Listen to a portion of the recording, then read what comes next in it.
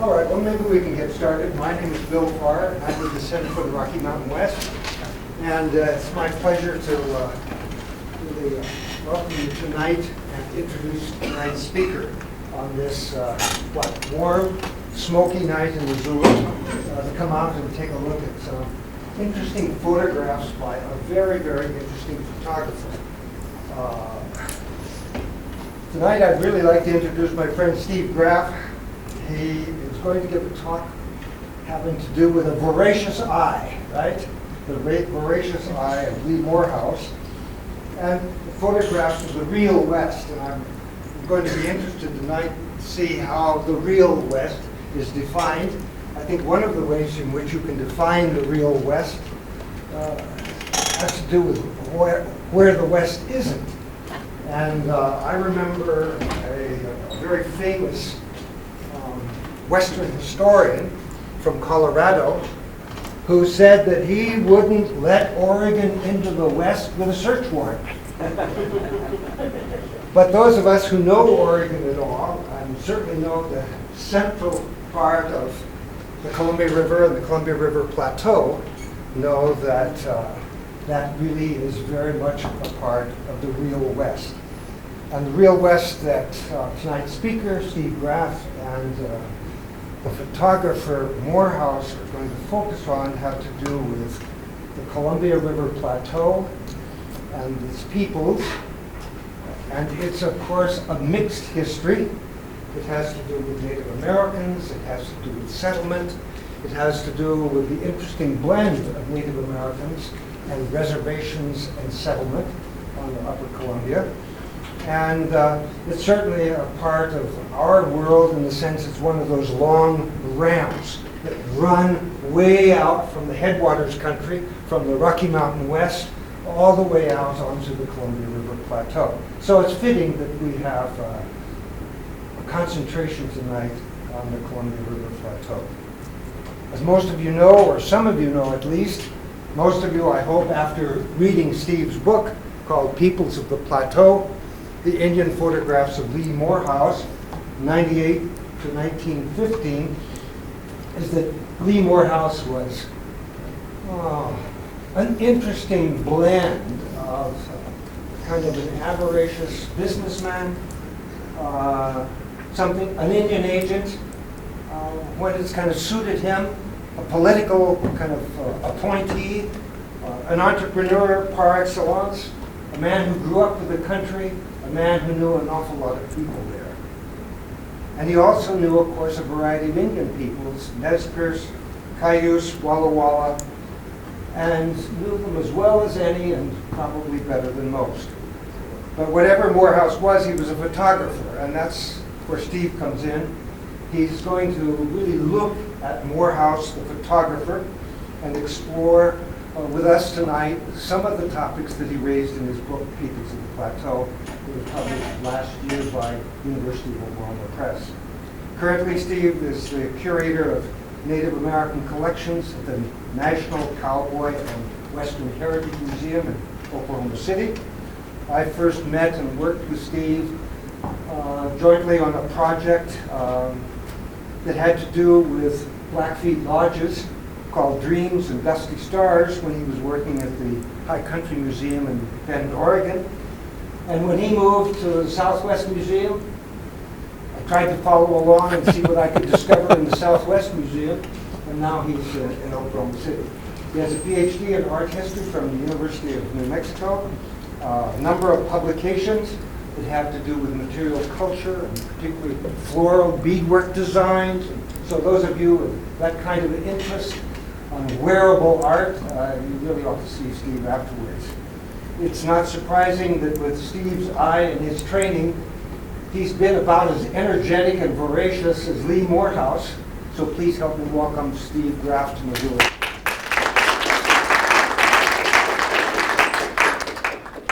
Can you all hear me in the back? Okay. I will make every effort not to mumble, especially when I get excited. We'll get to why. I just want to point out that the real West here is in quotes. So we could then maybe assume that the real West, rather than being a real concept, is a proposed concept. And we'll talk about this whole issue of Lee Morehouse and the real West in a minute. Lee Morehouse was born in 1850 in Iowa, and in 1861 his family crossed the plains on the Oregon Trail in a wagon. They settled up in Walla Walla County in what was Washington Territory at the time. His mom was a Seventh-day Adventist, and those of you who know Walla Walla at all know that there's a Seventh-day Adventist community there, and his mom was one of the very, very first people in that area with an Adventist background. He attended Whitman Seminary. Whitman College was a high school when Morehouse was a young man, and after school he went to the Boise mines. There were a lot of mines opening up in the Rocky Mountain region at that time. He went from Boise, went up to the Kootenays, the mines up there. He worked at a livery stable in Helena for a while, went back to Walla Walla, was hired by a local banker to drive a bunch of horses down to Winnemucca. He went to business school in Portland for a period, worked on a survey crew that was surveying for one of the Southern Oregon railroads. So even by the time he was in his 30s, he had a pretty good Western pedigree. He had done essentially what others had to do during that period to try and make a living. And at that point, he was hired on by a couple of entrepreneurs from Portland, one of whom was a United States senator, to manage a big wheat ranching operation there in just west of Pendleton. In 1889, and actually during the 1880s and 90s, the employees of the Indian Agency, the U.S. Indian Department, particularly Indian agents, became Indian agents based on political spoils. And so when a Republican president was elected, Lee Morehouse had already filed his petitions, and he was there at the inauguration, called on the Secretary of the Interior the next day with Oregon's 2 senators and congressmen, and about 2 weeks later was appointed Indian agent of the Umatilla Indian Reservation. This photograph was taken in 1889, about 6 months after he became agent. They went to Washington, D.C. He went with this group of leaders. Young chief here was a Cayuse man who was a half-brother of young Chief Joseph from the Wallowa country. The man in the front and the center is called Homley. He's also called Pio Pio Mox Mox. He was the son of a man named Pio Pio Mox Mox who had been pretty active in the Indian Wars and had been killed by Oregon militia. The fellow on the left is another guy named Pio. This is Showaway, who was also a Cayuse, and this guy in the back. Can you guys see? I can't see red. Can you see where I'm? Okay, perfect. This guy named Wolf, or Wolf Necklace, was a Palouse, and after the 1855 treaties, the Palouse were not given any property. They had the privilege of choosing between whether they wanted to go to Warm Springs, to Yakima, or to the Nez Perce Reservation. A lot of them stayed near the mouth of the Palouse River, where it goes into the Snake River. The reason that Wolf went on this delegation visit to Washington in '89 is that he owned several thousand horses, and the local tax assessor was assessing him taxes based on the value of the horses. And given that it was 1889, he was not a United States citizen, and he didn't feel that he was obligated to pay those taxes. And so one of the reasons that he went was to argue that before the Indian commissioners. And he was able to go along because he paid for the interpreter here on the far left, a guy named John McBain, to go along with them.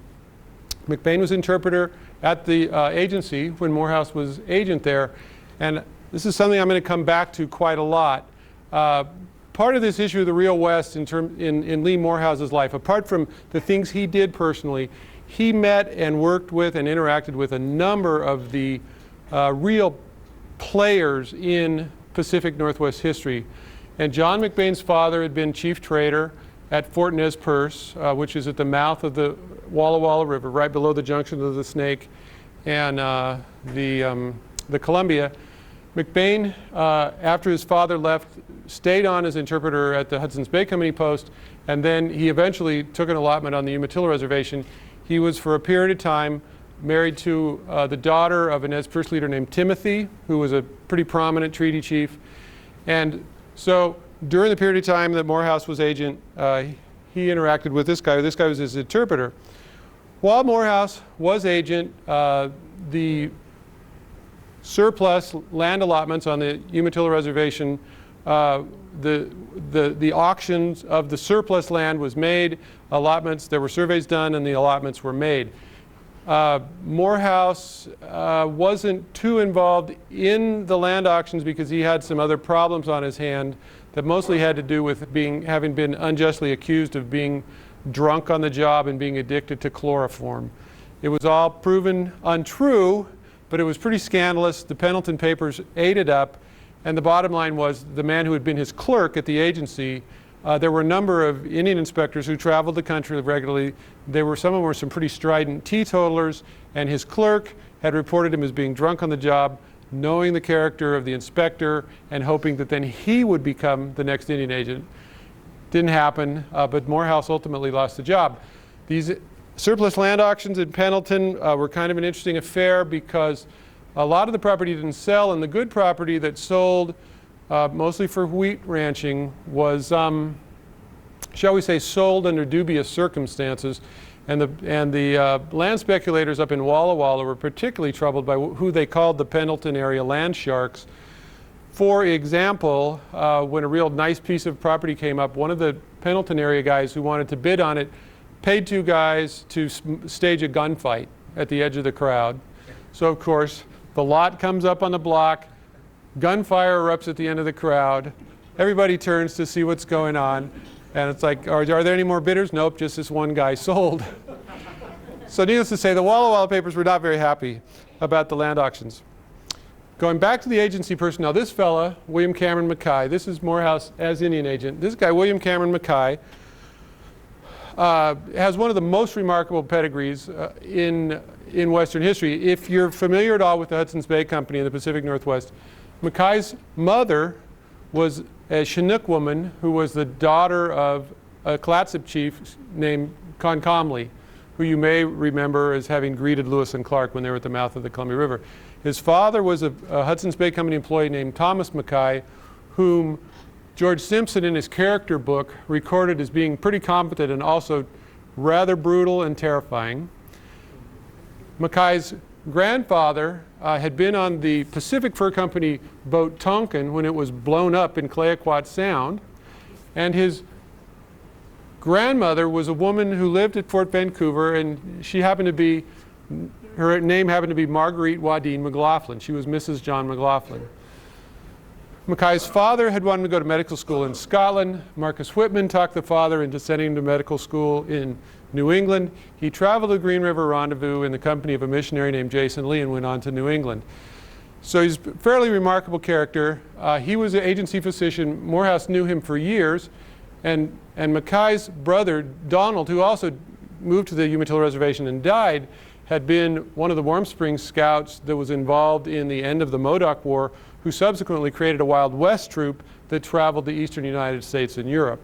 So Morehouse, just during the course of living in Umatilla County, or when I was a child, Oregon was a small state, and if you were either related to everybody you met or at least you knew them, there was no such thing as 7 degrees of separation. It was usually about 2 degrees of separation. Well, in 1889, there was really no separation. Everybody knew everybody. And most of them, many of them came from families who had been in the state for a really long time. After he resigned as Indian agent, Morehouse went back into the wheat business and the insurance business in Pendleton. He was a huge booster of the Pendleton area economy, and that's a lot of what some of this photography is going to be about. I also want you to notice, this photograph is called Umatilla County Barley at Signed Major Morehouse.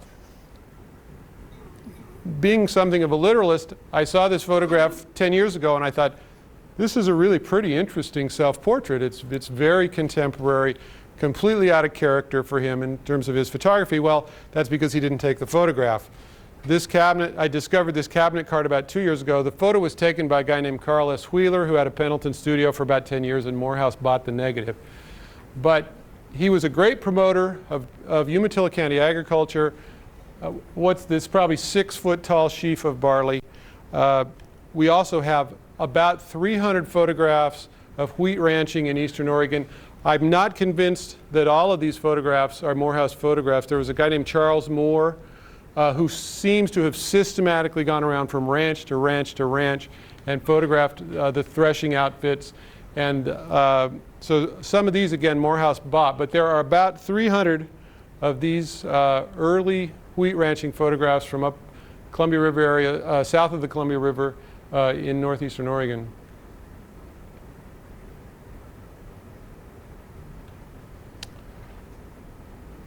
Chuck wagon. There's some pretty good train photographs. Lee Morehouse was an amateur photographer. He was not obligated to take photographs to make a living. He took them for fun. He made about 9,000 of them, or there are 9,000 in his photo archive. Others may have taken some of them, but there are 9,000 photographs, of which about 3,000 of them are American Indian people. But in addition to things like agriculture, you've got trains, you've got maritime traffic on the Columbia River, and those of you who know the Snake at all, this is an area about 30 miles downstream from Lewiston on the Snake. It's pretty uninhabited, and it's actually pretty roadless even at the moment. And what these guys have done is they've brought the wheat down 1,500 feet, and you can see the hand trucks here, and they're taking it on to the steamboat to take it down the Snake River. In 1902, 1901, Buffalo Bill's Wild West show came to Pendleton. And it was very warmly received, and apparently Lee Morehouse pushed his way into the Buffalo Bill's dressing room and took this photo of him with a Morehouse photograph of Chief Joseph. Be that as it may, one of the places that this Real West issue comes up is that the day following the appearance of Buffalo Bill's Wild West in Portland, in Pendleton, there was an article slash, a news article slash editorial in the Pendleton paper, and it said, "We really liked Buffalo Bill's Wild West show. It was really great and it was really entertaining. But when you left the festival grounds and walked came out into downtown Pendleton, the stagecoach had just arrived from Ukiah and everybody was covered with dust. There were cowboys with their gear, their pack trains leaving town, coming into town. There were Indians on every corner wrapped in blankets. The crowd at the Wild West show had veterans of San Juan Hill. There were veterans, there were, can't think of it, anyway, the mounted Russian infantrymen, Cossacks, thank you. And it just listed all of the people who had been in Buffalo Bill's Wild West show on stage, essentially, and then it contrasted it to the people who lived that life every day in Pendleton. And let's face it, Montana in 1901 was the same way. And Buffalo Bill's Wild West played one way in Europe and in the East, and in the West, it was entertainment, but it wasn't fantasy and it wasn't fantastic. It was really pretty much reality. The conclusion of that newspaper article was that we love the show, but this is the land, Pendleton, this is the land of the real West. This is the land of the strenuous life. So Lee Morehouse was very, very involved in the reality of the West that was in Pendleton at the time. Going back to famous personalities, how many of you are familiar with a poet named Joaquin Miller, who lived in Canyon City, Oregon for a while? He was known sort of as the Shakespeare of the Sierras. He was a smash hit in London for his rather romantic Western poetry. Really never got a great following in the American West, but he's a very, very famous frontier poet. Joaquin Miller. Morehouse photographed him on a couple of occasions, both in Pendleton and at his home in Canyon City. Another character who's very important to Montana history, Edward Suttles Godfrey, who was a West Point graduate, and after he left West Point, he was assigned to the 7th Cavalry under George Armstrong Custer, and he was present at the Battle of the Washita, where after the battle he was assigned to destroying all the Indian horses, which was a task he found extremely odious, but as a good lieutenant he knew he was obligated to do it. He was under orders. In 1876 he was with Reno's command, and he was the first officer on the scene at after the Battle of Little Bighorn.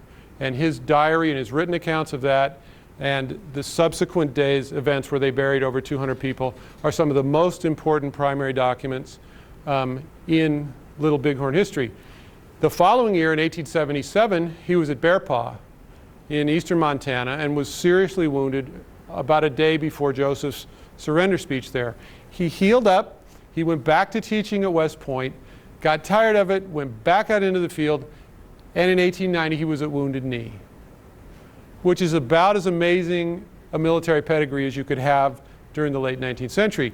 Lee Morehouse photographed him in 1901 at Fort Walla Walla. He was a colonel by this time. He had just come back from the Philippines, where he'd commanded a group of Buffalo soldiers who had been fighting during the Spanish-American War. This photo was taken at the same time at Fort Walla Walla. It's of the 9th Cavalry Band. Because Morehouse didn't have to make a living with his photographs, he could shoot whatever he wanted if it was interesting. This is the 1899 appearance of the Ringling Brothers Circus in Pendleton. One of the really exciting things about the Morehouse photographs, hopefully the Indian photographs will be a little bit better known. There are over 100 circus photographs, all of them before about 1905. So we've got agriculture, we've got trains, we've got maritime traffic, we've got circus, we've got parades. It's all here. These are the clowns from the Ringling Brothers Circus in 1899.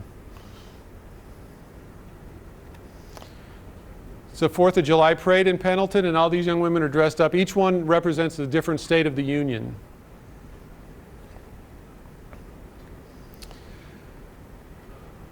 Lee Morehouse there's a little rodeo in Eastern Oregon that's called the Pendleton Roundup. Have some of you heard of that rodeo? It's actually coming up on its 100th anniversary. Lee Morehouse's son Mark was one of the founders of the rodeo. He was its first exhibition manager. He was an early competitive events manager. He died in the 4th year of the Roundup from a brain aneurysm. Lee Morehouse and a fellow from Pendleton Woolen Mills named Roy Bishop were the two men responsible for getting the Umatilla Indians, the residents of the Umatilla Indian Reservation, involved with Roundup. And if you've ever been to Roundup, the Indian presence at Roundup is very, very important. It makes it a very, very special event. This is a postcard, and we've got Lee Morehouse leading the Indian parade at Roundup. This is probably a 1912 photograph because the guy who took it was institutionalized the next year. And in fact, you can see it here. It says photo by O.G. Allen. O.G. Allen had been the official Roundup photographer in 1911 and 1912. Morehouse bought a lot of his rodeo photographs, and you'll find Allen's name scratched out and Morehouse written in. So of the 700 Morehouse photographs, they weren't all taken by him. Some are by O.G. Allen. What you need to know about O.G. Allen is he went from being the official Roundup photographer to having a severe bout with mental illness, and in typical Pendleton fashion, he escaped from the local hospital, he stole a car, and he drove it into the front door of the Pendleton drugstore. And when they came and took him away, he was standing in the front seat of the car, smoking a cigar and screaming, "Let her buck, let her buck, let her buck." It made for a pretty sensational news story in the East Oregonian that day. And then a month later, when the Roundup Special Edition pull-out section of the East Oregonian newspaper came out, they repeated the whole story verbatim under a headline that says, "Exciting Roundup event occurs 1 month early."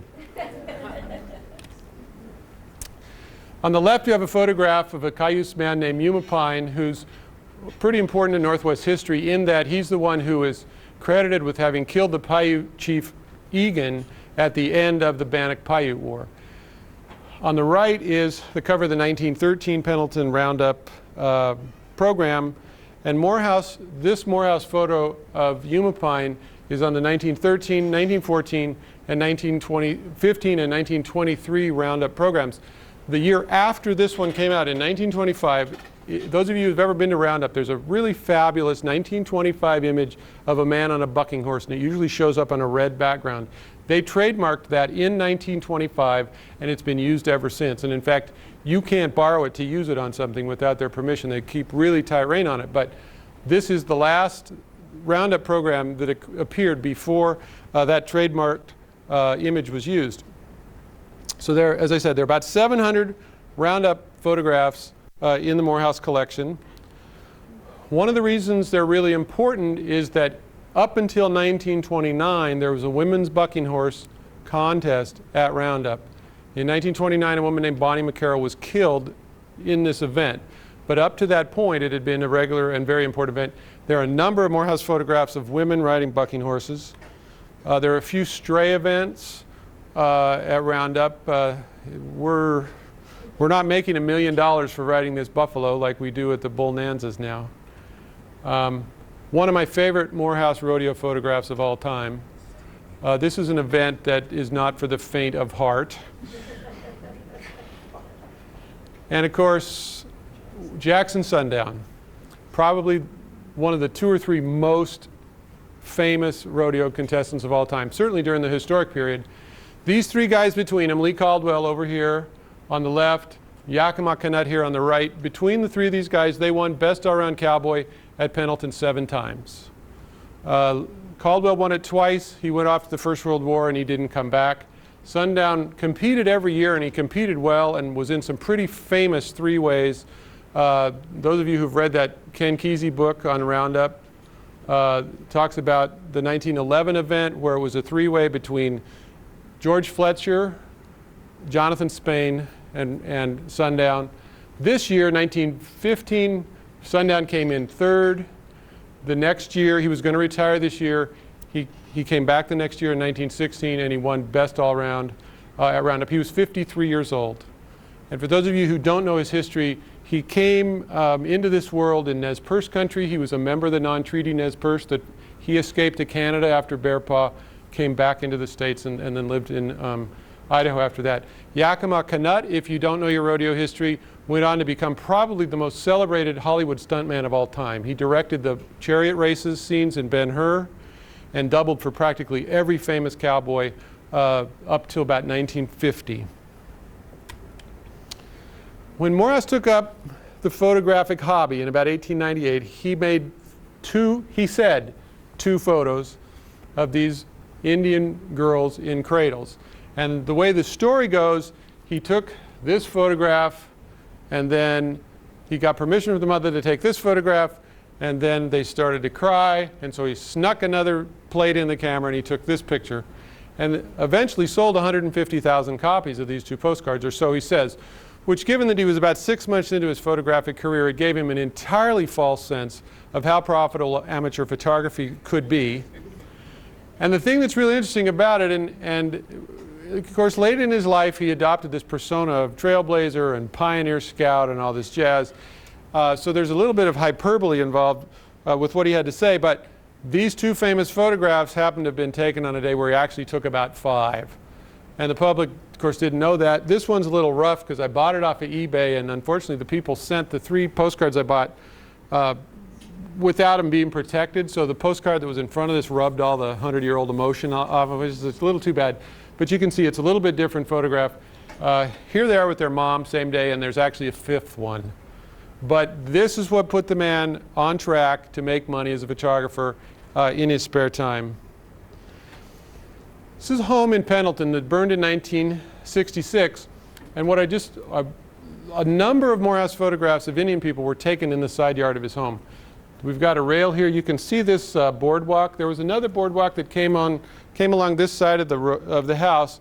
And if you ever see a photograph like this with a boardwalk and a kind of a plain blanket backdrop, not to mention that they're wearing all the same clothing except for the leggings, this is a classic Lee Morehouse setup taken in the side yard of his home because it's right next to his back door, and he can go up into his upstairs and get all his Indian clothing, and he can go and take all of his exposed plates into the house and develop them. So you can see it's a fairly consistent setup there in the side yard of his home. Even when he's not, and obviously these are not Indian women, but you can see it's just the exact same setup. There are probably 1,000 of these photographs, and almost every single one of them contains people who are wearing stuff from Morehouse's curio collection, which was a bit of a Northeastern Oregon institution. This is a photo taken at the 1913 Umatilla Agricultural Fair, and you can see the sign says, Major Morehouse's world famous Indian exhibit, admission 25 cents. This is one view of it in about 1913. Actually, no, I take that back. This would have to be before 1907 because this shirt over here sold to one of George High's collectors, and it ultimately went to the Museum of the American Indian in New York and is now at the National Museum of the American Indian. But this is one installation of Morehouse's curio collection. Here is another one. And this is the back porch of his house. He didn't just collect stuff and exhibit it. He was actually a dealer. He sold material to the Field Museum, to the University of Pennsylvania Museum of Anthropology, to the Museum of the American Indian, and there was a very, very famous curio dealer out of Pasadena named Grace Nicholson, who bought and sold baskets that she then sold to the Fred Harvey Company and to others who were selling Indian material early in the 20th century. So this is some of Morehouse's inventory. These ones that are in color, and a fifth one that's behind this woman here, these 5 are all in the Burke Museum in Seattle at the University of Washington. My friend Mary Schlick, who is a Columbia River basketry specialist, said, "This basket is at the Burke, I know." So I sent the photo to the Burke, and they said, "Well, in fact, there are 5 in that series of photographs that we can identify, and we can't see all the others to know." These are in the Mrs. Thomas Burke collection, which came to the Burke Museum in before 1905. That's really the foundation of their ethnographic collection. So is there anybody in the room that wouldn't like this collection of baskets in their living room? This is some pretty wonderful stuff. Props. This hat, which was, when Morehouse died, his collection was purchased by a local businessman who gave it to the city. It went into a small public museum where some of it disappeared and some of it was just left to be eaten by moths, so it's in pretty rough shape. It's transferred to the Temuscallick Cultural Institute on the Umatilla Indian Reservation. This hat, which is what she's wearing, is one of the items that's in that collection. These 2 guys, Dr. Whirlwind on the right, is a very famous photo. This blanket, amongst people who collect Indian trade blankets, is said to be the Holy Grail. The shirt these 2 guys are wearing is the one that was purchased in 1901. This is a photograph from the National Museum of the American Indian when they were transferring the material down to Suitland, Maryland, before the museum opened on the mall. The caption, which you may not be able to read here, says, "Holding tomahawk that Dr. Whitman was murdered with." He was murdered with 2 tomahawks if contemporary accounts are to be believed. But this one has been at the Oregon Historical Society since 1901, along with the bag that this guy's holding. And this one has pretty good history. In 1901, Morehouse printed a picture of a teepee, just a solitary teepee out kind of in an open area, and one of the local newspapers in Pendleton had a contest to see who could write a poem that best captured the image. And so 17 people submitted these rather ghastly romantic poems that had to do with sort of the end of an era and dying races and that kind of stuff. And when that was all over, they compiled them into a book and they sold them. 4 or 5 years later, Morehouse took this same theme. He took what he called were his best Indian photographs. He put them in a book with a bunch of romantic, ghastly poems that were mostly about the end of an era and dying races. And he sold these books. These are not his best photographs. There was both a 1905 and a 1906 version of it. They're essentially the same. Here's Yuma Pine. We saw him at Pendleton Roundup time. Wallula on the left is actually a woman named Anna Cash. And this page follows a page that's got a poem about Wallula in it. And I mean, these poems are kind of like where Pio's warriors once, met over the council fire, pumpkins and corn grow kind of stuff. But, in fairness, where his market was people who had lived through the Indian War period, and his personalities, the personalities that he included in his book. Here we've got a woman who remembered seeing Lewis and Clark. Pio had been active during the Indian Wars. This woman was a convert of Marcus Whitman.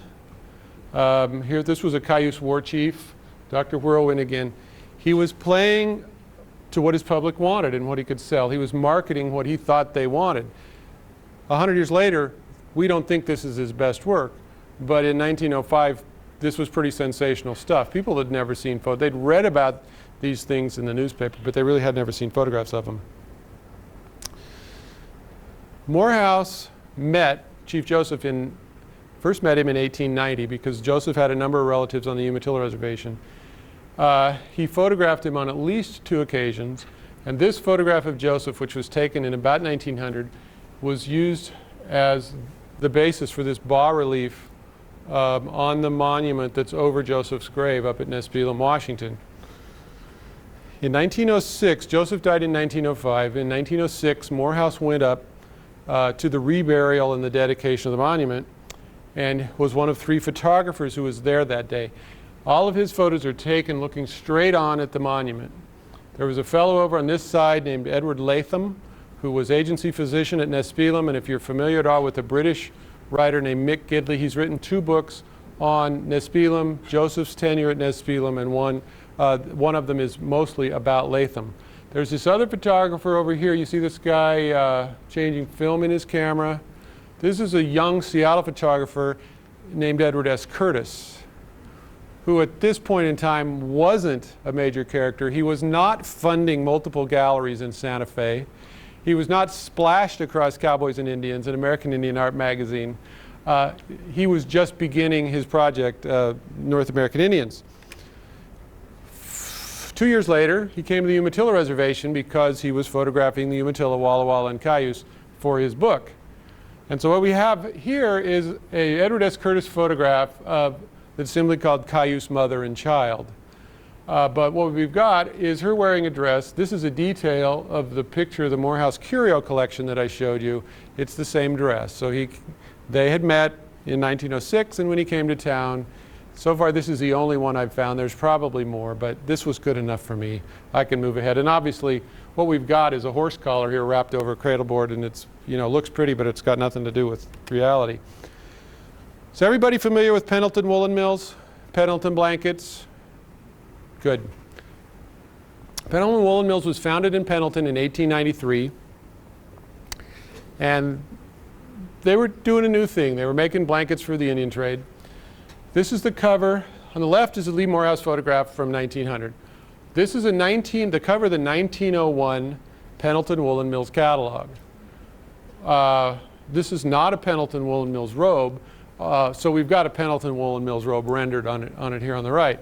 What's really interesting to know is that on page 1, we aren't the Pendleton Woolen Mills. We're the Indian Robe and Picture Company.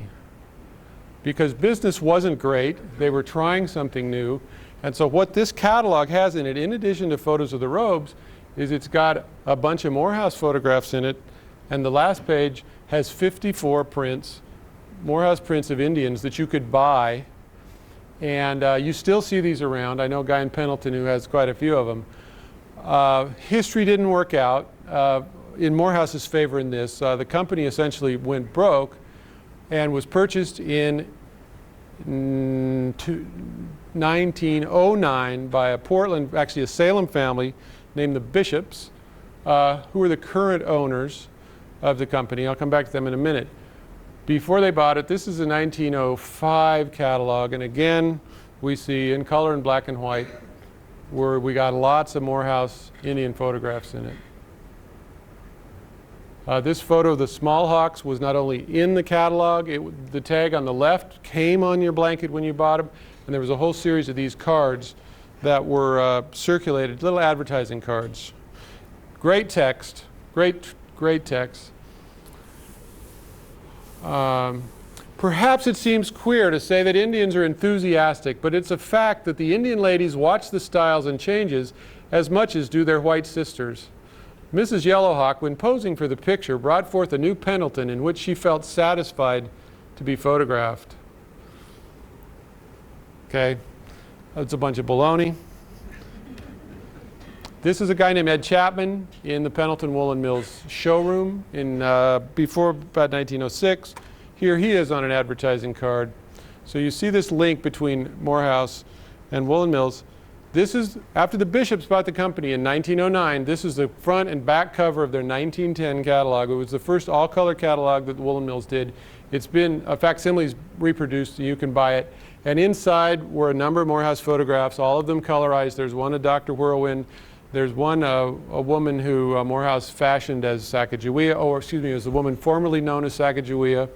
I know people call her other things, but she's pretty deeply ingrained in me as being Sacagawea.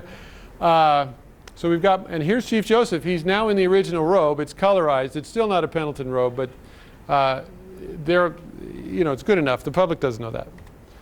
So here we are. This is from the 2004 catalog. Lee Morehouse is still the only Indian photographer that Pendleton Woolen Mills uses, which is a big deal in my opinion. I think it's pretty exciting. And in fact, if you go into the blanket factory in Pendleton, there's a huge banner of this image of Chief Joseph on the wall. Okay, Peoples of the Plateau. That was a long introduction. We're going to get back to the Indian pictures. When I first suggested this project to the University of Oklahoma Press, I thought Morehouse had done some pretty exciting photos of a great variety of subjects, and I said, I know the work of a great regional photographer. And they said, regional photographers won't sell very well outside of the region. And I said, well, there are 3,000 Indian photos, and they said, we can sell Indian pictures. So, Peoples of the Plateau, that's how we got here. What I want you to notice in this map, this is more or less a map of the Columbia River drainage. Everything in red represents people groups and reservations where Lee Morehouse worked. Everything in blue represents work that was people that was photographed by a Yakima photographer named Thomas Rudder. Morehouse purchased about 150 of the Rudder photographs, signed his own name to them. It was 1905. Nobody cared about copyright. And so there's been a great deal of confusion. But anyway, you can see pretty much where Morehouse worked. Where we have to believe him when he says he was friends with the Indians, apart from the fact that there's correspondence in the Umatilla Tribal Museum from tribal members to him saying, will you please deliver this money to my family member? Will you please take this gift to my family member? When we look at the pictures of the people, there seems to be a degree, less of a degree of reserve than you sometimes see. And the other thing that you have a lot of is you have the name of the person. We don't have Cayuse woman. We don't have Cayuse woman. We don't have Cayuse maiden. We have Anna Cash. Indeed, that's Anna Cash. We have Mrs. Yum Sumpkin. I do not know what Mrs. Yum Sumpkin's name was, but we do know who Yum Sumpkin is because he was a pretty prominent individual on the reservation. On the left is Paul Showay and a guy named White Bull. Remember Morehouse with the 6-foot-tall sheaf of barley? Same photographer. Of course, it's signed Major Morehouse here, but nonetheless, same photographer. This is a Morehouse photo, a guy named Red Elk, who shows up in a lot of his photographs. It's a woman named, who's the daughter, it's Jenny Pio. She's the daughter of the man named Pio, who was front left in that delegation photograph. She went to the Chemawa Indian School and was pretty much by consensus considered to be the best interpreter on the Umatilla Indian Reservation. She had the best bilingual skills. She could speak both the Indian languages and English. This is a Cayuse man named Shoe Ships and his 4 wives. And those of you who've been following the news reports from Eastern Washington about that big fire up at Dayton, even though he was Cayuse, he lived pretty far north in Walla Walla country, almost adjacent to the Palouse, up by Dayton. 4 Cayuse women whose braids pretty much bring rave reviews from all of our Indian friends when they see them. Just because it's really, really healthy hair. Well, I don't know who these ladies are. Nobody's ever told me who these ladies are. It's a beautiful photograph. Parson Motanic was one of the most successful wheat ranchers on the Umatilla Reservation. And his 5 kids, actually 4 of his kids and a young woman who lived with them, grew up in their household. One of the things that is a hard sell for somebody like myself who spends a lot of time fretting about Columbia River issues is that the people on the Umatilla Reservation and the Eastern Yakima Reservation arguably had more horses than any other people group in North America. There's an area just north of the Columbia River near the Tri-Cities. It's called the Horse Heaven Hills. And when you go to the Handbook of North American Indians, when you look at John Ewers's The Horse in Blackfoot Indian Culture, and you look statistically at how many horses people had, that part of the plateau had a tremendous number of horses. The statistics from the early Oregon Trail people and the early Protestant missionaries was that a poor household only had about 15 horses per person, that the average household had 1 to 200 horses, and the rich people had 2,000 to 3,000 horses. And if you think back to the 1877 war and the number of horses that the non-treaty Nez Perce were driving with them trying to get to Canada, it was about 3,000 horses. So when you look at these photographs, you see a tremendous amount of horse gear. This is a 1901 plus or minus photograph. You see a tremendous amount of horse gear. You look at these people and you go, wow, you know, these guys look like they're Plains Indians. These folks were hunting on the plains on foot before they got horses. And it was some guy who came along 150 years later who drew a line down the North American map and said, here's the plateau and here's the plains. Here's where all the tribal groups are. It was fairly irrelevant. A lot of Nez Perce people were married to Crow people. A lot of Crow people were living in Nez Perce country.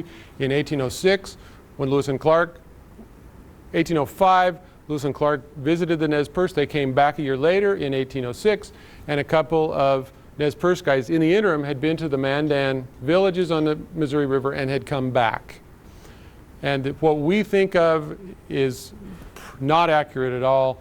And North American Indian horse culture extended well into the Columbia River region, and Columbia River cultural influences extended pretty far to the east. The canon is going to be very slow in changing, but I think the photographs speak for themselves. In case anybody's wondering what kind of a horned animal does this guy have on his head, those are actually elk ribs that have been wrapped. Another thing that's really interested in these photographs, again, that really messes with our definition of boundaries, a lot of Navajo textiles as saddle blankets. I would love to know where these third phase chief's blankets are, because you see a great many of them. Here's red elk again. We saw him with the rattlesnake hat band and the blanket coat. These are, a lot of these photos are taken in 1901 era 4th of July celebrations on the Umatilla Reservation. This is a brush arbor during the 4th of July celebration. Indian school photographs. Lee Morehouse made over 100 Indian school photographs, which is a huge deal because not very many people photographed Indian schools. Wasn't a very happy place, wasn't a very happy time.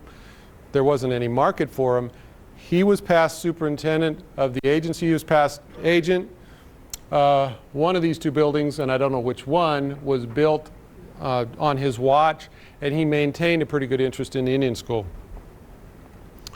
Exercise class at the Indian school. Your Cayuse twins are in here.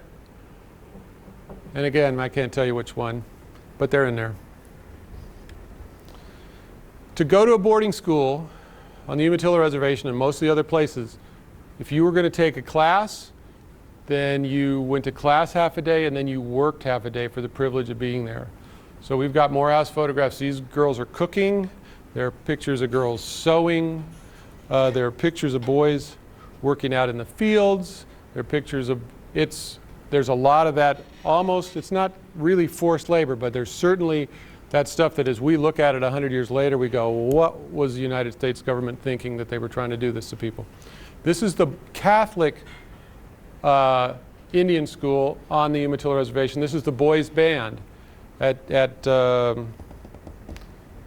St. Andrew's Catholic School. This is at a big Presbyterian revival meeting on the Umatilla Reservation. These women are the surviving converts of Marcus Whitman. If you don't know Pacific Northwest history, Marcus Whitman was killed, and 12 other people were killed at the Presbyterian mission near Walla Walla. A number of Cayuse and others, people had been down in California trading for horses.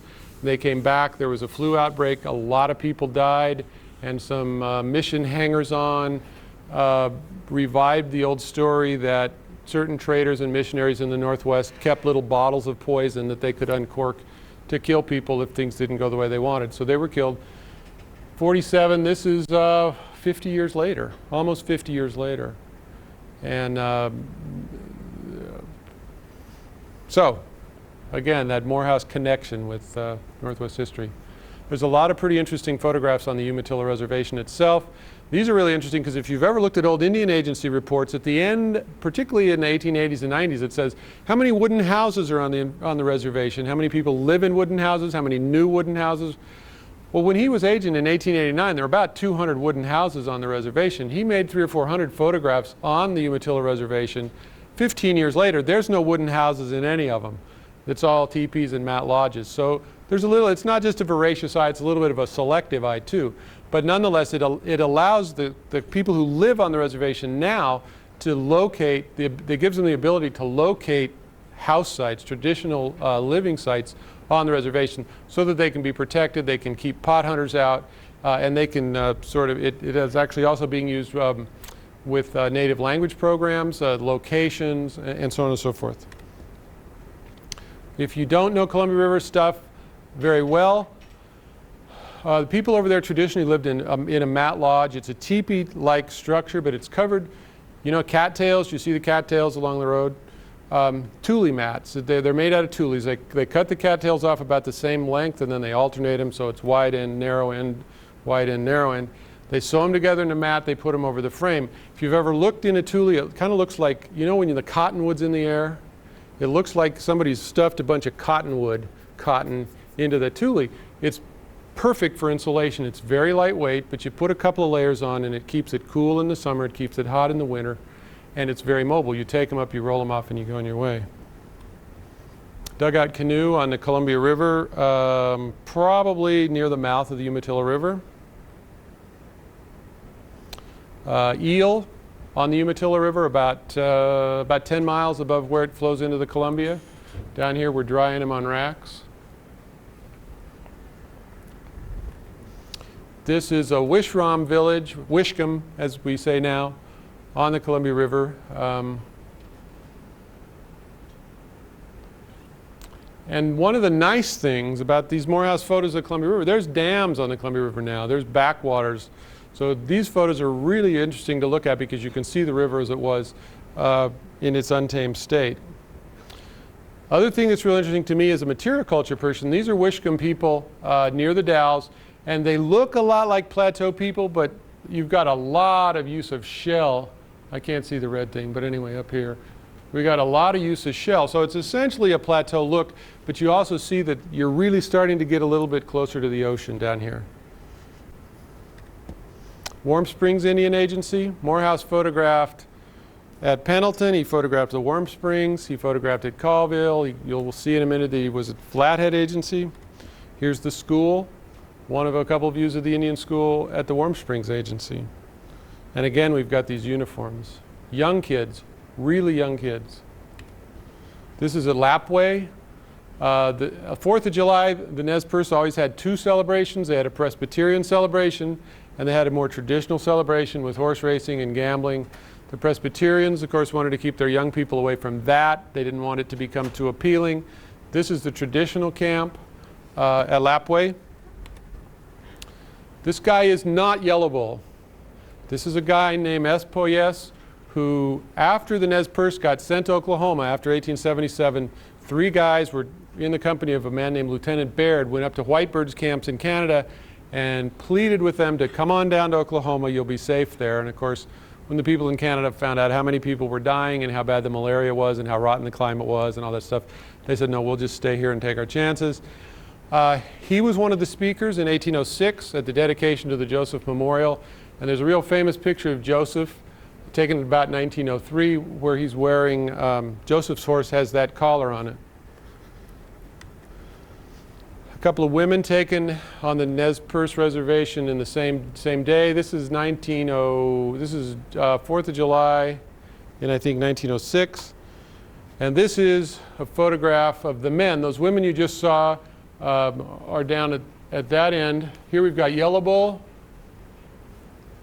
We got Espoyes here. One of these guys in a headdress is Jackson Sundown. I can't tell you which one. But these are sort of the prominent non-treaty Indians who returned to Lapway, and this is at the 4th of July celebration there. This is Joseph's camp at Nespelem. Morehouse went up there twice, once in 1903 before Joseph died, and then in 1906 for the dedication of the memorial. This is the lodge that was erected in 1906 for the giveaway of Joseph's goods after the dedication of the memorial that was over his grave. I found a few Montana photos to throw in. Morehouse came to Montana in 1901. His goal, I think, was to photograph at the Battle of Little Bighorn, at the Bighorn battlefield. But there are a number of photos on the Flathead Reservation. As I understand it, this is the women's convent and the girls' school, the men's school, and the Catholic men were here, and then of course the church. And when we were in St. Ignatius last week, I was looking for a bit of a high spot where this photograph could have been taken. I think it's a really gorgeous photograph. This is a Jocko agency taken during the same year. And the Indian School at Jocko. So there's some nice things kind of hidden away. A couple of photos over at Crow Agency taken in the same year. And Weir's Point on Little Bighorn Battlefield. There are about 1901 Morehouse photographs taken at Little Bighorn Battlefield. And I know the park must be aware of them and they must be using them, but for those of you lay people who are interested in that, there's 20 of them at the University of Oregon. They're all early, and I think it costs $10 to get a reference scan. So, and I'm sure they must have them on file, so the wait's not that long. I showed you some blue dots up there saying Morehouse bought this guy's collection. This Thomas Rudder guy actually has a real interesting Montana connection. After the Civil War, he was a farrier, and he came to Butte in the 1880s. He was one of the first photographers in Yellowstone Park. He did a lot of photography for the railroad. He took large format photos of the Anaconda smelter. I don't know where any of these photos are. And then he moved over to Tacoma, Washington in the late 1880s. He was there for 4 or 5 years, and then he moved to Yakima. Most of his photos, he was a studio photographer. In fact, he was a very good studio photographer. And there's 100+ photos of his photos that Morehouse bought when he retired in 1906. On the left is a treaty chief. That's not correct. It wasn't a treaty chief. He was a friend of a very powerful agent on the Yakima Reservation, a guy named James Wilbur. And so this man, White Swan, was essentially made a chief because it convenienced the agent for him to be a chief. This another family from the Yakima area, when you look at these, you can see right away these are not Morehouse photographs. Morehouse never used a backdrop like this. Never used a backdrop like this. So when you see his name signed to it, you can probably be a little suspicious.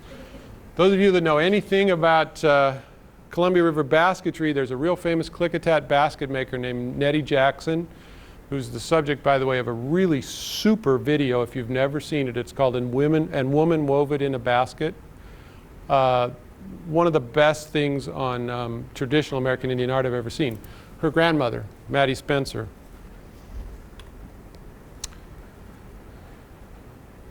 Let's see, I can't talk to cable TV and sell a product. There's a book on Morehouse that I've written that was intended to basically introduce the public to the subject, to the art, to the amount of material that's there. The Morehouse photographs are in 4 places. The University of Oregon has about 6,000, 6,500 of them. The National Anthropological Archives has over 300. These are negatives I'm talking about. And the Umatilla County Historical Society has about 1,500. The ones at the Umatilla County Historical Society in Pendleton are almost exclusively of local Pendleton people. They're done in sort of artsy compositions that reflect what was being talked about in contemporary, meaning early 20th century, photography journals. And stuff like take a poem and try to illustrate it, or put your light on this side and get this side in shadow. So most of those photos, the compositional ones, are at the Umatilla County Historical Society. Most of them are unidentified. The University of Oregon, 6,000 plus, are all indexed. It's lovely because you can search by keyword when you get it in a Word document. And there's just some very, very fascinating stuff from down to Portland, this far east, and even a little bit north into Washington State. Morehouse photographed every blockhouse, military blockhouse in the Northwest. He photographed a lot of Indian War sites. And there's just some other great stuff. Are there any questions? Great. Thank you very much for sharing your evening with us.